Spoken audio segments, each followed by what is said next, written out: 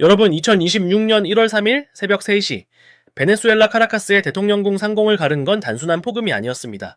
미군 최정예 특수부대 델타포스가 전격 투입됐고, 십수년간 미국을 도발해온 니콜라스 마두로 대통령이 체포됐어요. 그리고 몇 시간 뒤 도널드 트럼프 대통령이 선언했죠. 오늘부터 미국이 베네수엘라를 직접 통치하며 에너지 질서를 재편한다.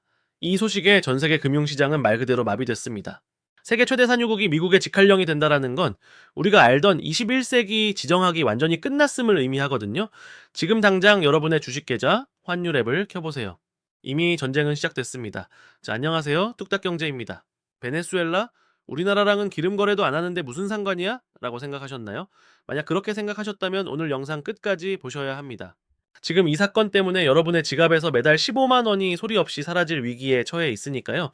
오늘 이 영상 하나로 마두로 체포의 진짜 이유부터 1,380원을 위협하는 환율의 공포, 그리고 이 혼돈 속에서 오히려 돈을 벌 수 있는 포트폴리오 조정법까지 완벽하게 정리해 드릴게요. 1시간 뒤 여러분은 위기를 기회로 바꾸는 1%의 통찰력을 얻게 될 겁니다. 지금 바로 시작하죠. 자, 먼저 상황 파악부터 해보죠. 아니, 21세기의 웬 미군의 직접 통치? 싶으시죠?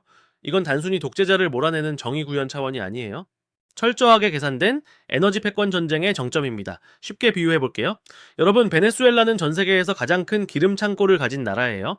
사우디아라비아보다 매장량이 많습니다. 하지만 그 기름은 끈적끈적한 초중진류라 정제하기가 아주 까다로워요. 이걸 제대로 다룰 기술과 자본이 있는 나라는 전 세계에 미국밖에 없거든요. 트럼프는 생각한 거예요. 남의 나라 땅 밑에 묻힌 보물을 내가 직접 관리해서 미국의 에너지 지배력을 영원히 굳히겠다는 거죠.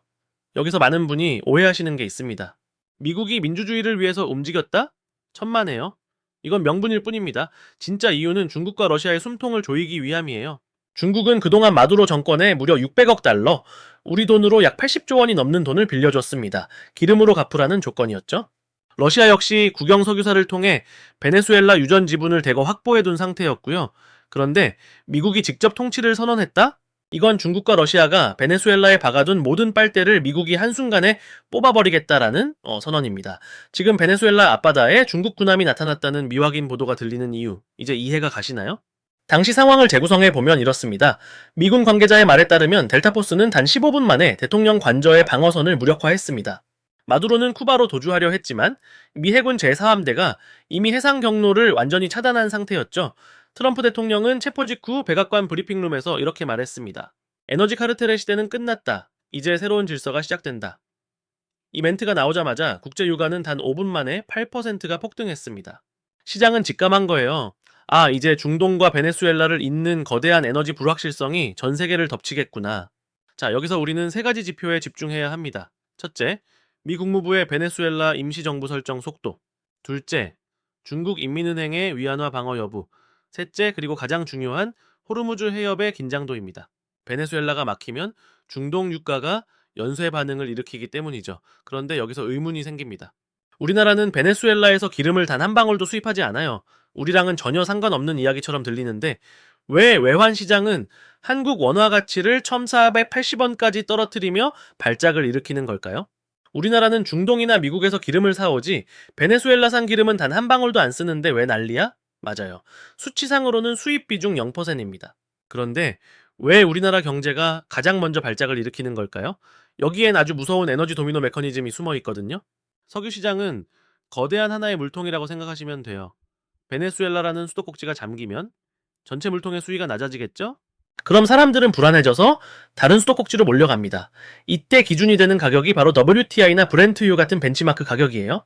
우리가 베네수엘라 기름을 안 써도 우리가 사오는 중동 기름값은 이 글로벌 기준 가격을 그대로 따라가거든요.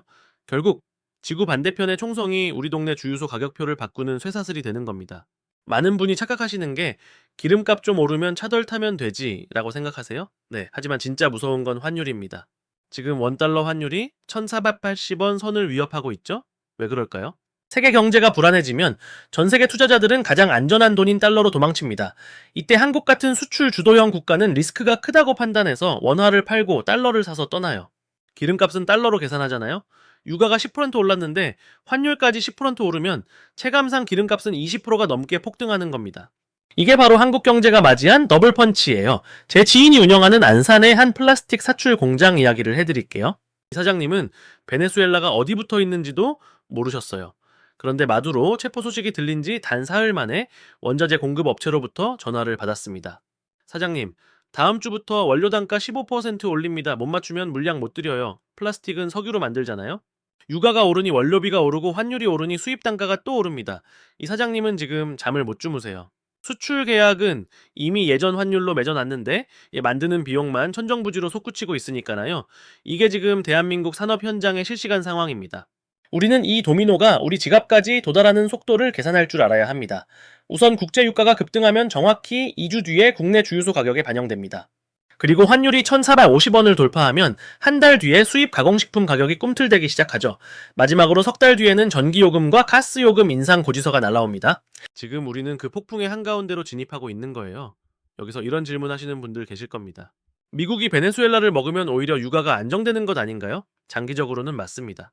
미국의 기술력이 투입되면 생산량이 늘 테니까요. 하지만 지금은 전쟁 중이잖아요. 시설 파괴 리스크, 중러의 보복 조치 같은 불확실성이 지배하는 구간이라 당분간은 폭등을 피할 수 없습니다. 환율 1,480원, 유가 폭등. 숫자로만 들으니 체감이 잘 안 되시죠? 그래서 제가 직접 계산해봤습니다. 이 지정학적 폭풍이 평범한 4인 가족의 한 달 생활비를 정확히 얼마큼 갉아먹는지 그 잔인한 계산서를 지금 바로 보여드릴게요. 우리가 흔히 물가라고 부르는 녀석의 핵심 연료는 석유입니다. 배추를 실어 나르는 트럭도 경유로 가고 비닐하우스를 드는 것도 에너지죠. 유가가 오르면 단순히 기름값만 오르는 게 아니라 우리가 입고 먹고 자는 모든 것의 기초 체력이 약해지는 겁니다. 앉아만 있어도 지출이 늘어나는 병에 걸린 셈이에요. 차 안 타면 그만이지라고요? 천만의 말씀입니다. 4인 가족 지출 내역을 뜯어보면요. 직접적인 주유비 상승은 전체 충격의 30%밖에 안 됩니다. 진짜는 따로 있어요. 우선 대형마트 신선식품 가격이 평균 7에서 10% 상승하며 월 약 4만 원이 추가됩니다. 식당 사장님들도 가스비, 식자재비 오르면 버틸 재간이 없죠. 외식비에서 월 약 5만 원이 추가로 나갑니다. 여기에 한전과 가스공사의 미수금 문제로 공공요금까지 오르면 월 약 3만 원이 더 찍힐 겁니다. 제 지인인 30대 직장인 박씨 부부의 사례를 보죠. 평소 이 집은 주유비 20만 원, 식비 80만 원, 공공요금 15만 원 정도를 썼어요. 그런데 이번 쇼크 이후 주유비는 26만 원으로 식비는 마트 장보기를 줄였음에도 90만 원으로 올랐습니다. 여기에 아이들 학원 셔틀버스비 인상분까지 합치니 정확히 14만 8천 원이 더 나갔습니다. 박 씨의 월급은 그대로인데 앉은 자리에서 치킨 6~7마리 값이 매달 사라지고 있는 거예요. 지금 당장 여러분의 가계부에서 이 순서대로 점검하세요. 첫째, 고정비의 함정 찾기. 구독 서비스나 무심코 나가는 통신비부터 줄여야 합니다. 에너지 비용은 우리가 조절할 수 없는 강제 지출이니까요. 둘째, 마트 이용 방식 변경. 이제는 대량 구매보다 필요한 만큼만 사는 소량 구매가 유리합니다. 셋째, 에너지 캐시백 신청. 정부에서 운영하는 에너지 절약 환급 제도를 무조건 활용하세요. 푼돈 같지만 이런 시기엔 생존줄입니다. 여기까지 들으셨다면 아마 눈앞이 캄캄하실 겁니다. 하지만 절망만 하라고 뚝딱 경제가 이 영상을 만든 게 아니죠. 역사적으로 이런 거대한 혼돈 뒤에는 항상 부의 재편이 일어났습니다. 준비된 사람에게 위기는 부의 추월차선이 됩니다. 지금 이 베네수엘라 쇼크 앞에서 우리가 취해야 할 포트폴리오 전략 아주 냉정하게 짚어드리겠습니다. 우리는 지정학적 해지를 해야 합니다. 비가 올 것 같으면 우리는 우산을 샀거나 장화파는 회사의 주식을 삽니다. 지금 전 세계 경제에 베네수엘라발 폭풍이라는 비가 내리고 있다면 우리는 그 폭풍 속에서도 가치가 오르는 우산을 찾아야 합니다. 단순히 현금을 들고 있는 게 답이 아니라는 뜻이에요. 어떤 분들은 많이 빠진 항공주, 지금이 줍줍 기회 아냐? 라고 묻습니다. 절대 안 됩니다. 이건 떨어지는 미사일을 잡는 격이에요. 항공주는 유가가 오르면 연료비 부담이 직격탄이고 환율이 오르면 비행기 리스료 부담이 기하급수적으로 늘어납니다. 구조적 반등이 나오려면 베네수엘라의 미국식 민주정부가 들어서고 기름이 콸콸 쏟아져 나올 때까지 기다려야 합니다. 지금은 아니에요. 우리는 실체가 있는 수혜를 찾아야 합니다. 미국이 직접 통치를 선언했다라는 건 남미 전체의 긴장감이 최고조에 달했다는 뜻이고 이는 전 세계적인 군비 증강으로 이어집니다. 마두로 체포 소식 직후 폴란드와 중동 국가들에서 한국산 무기 체계에 대한 추가 문의가 빗발치고 있다라는 소문이 돌고 있어요. 바로 K방산입니다. 구체적으로 제가 딱 3가지 섹터를 정해드립니다. 첫째, 정유 및 에너지주입니다. 유가 상승의 수혜를 직접적으로 입으며 재고평가 이익이 극대화되는 시점입니다. 둘째, 조선주입니다. 특히 LNG나 원유 운반선이죠. 베네수엘라의 에너지 공급망이 재편되면 새로운 루트의 배들이 필요해집니다. 셋째, 달러 자산입니다. 환율 1,480원은 심리적 저항선일 뿐 이게 뚫리면 1,500원 시대가 열릴 수도 있습니다. 내 자산을 보호하기 위해 달러는 필수입니다. 자, 이제 생존 전략까지 다 짰습니다. 그런데 말이죠. 이 모든 폭풍의 시작이었던 트럼프의 직접 통치 선언, 여기에는 우리가 미처 생각지 못한 거대한 반전이 하나 더 숨어 있습니다. 영상을 마무리하며 여러분이 오늘 당장 실행해야 할 마지막 행동 강령을 전달해 드릴게요. 오늘 우리는 2026년의 가장 충격적인 사건, 베네수엘라 마두로 체포와 그로 인한 한국 경제의 도미노 충격을 낱낱이 파헤쳐 봤습니다. 딱 세 줄로 요약해 드립니다. 첫째, 미국이 세계 최대 산유국 베네수엘라를 직접 통치하며 에너지 패권 전쟁에 막이 올랐다. 둘째, 한국은 기름을 직접 수입하지 않더라도 환율 1,480원, 돌파와 유가 급등이라는 경로를 통해 가게당 월 15만 원의 추가 비용을 치러야 한다. 셋째, 항공이나 물류주 등 유가 민감주는 피하고 정유 조선 방산과 달러 자산 중심으로 포트폴리오를 즉시 재편해야 한다. 영상을 끄고 나면 딱 세 가지만 하세요. 첫째, 주식 계좌에서 항공여행주 비중을 점검하고 비중 축소를 검토하세요. 둘째, 환율 알람을 1,380원에 맞춰두고 그 선이 깨지면 즉시 현금 비중을 늘리세요. 셋째, 에너지 캐시백 신청 지금 바로 하세요. 처음에 말씀드렸던 카라카스의 총성. 이제는 남의 나라 이야기가 아니라는 게 실감 나시나요? 지구 반대편의 폭발음은 조만간 여러분의 아파트 관리비, 고지서로, 마투 영수증으로, 그리고 주식 계좌의 숫자로 찾아올 겁니다.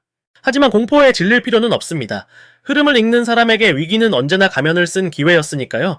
지금까지 뚝딱경제였습니다. 감사합니다.